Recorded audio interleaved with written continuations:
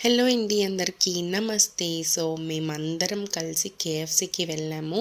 అనుకోకుండా ఆ రోజు వెన్స్‌డే ఆఫర్ అంట. సో కాంబో ఆఫర్స్ ఉన్నాయి. మాకు కూడా తెలీదు. సో ఎప్పుడు వెళ్ళం కదా, అందుకే అనమాట. అండ్ అవన్నీ కలిపి ₹720 అని అనుకోవద్దు.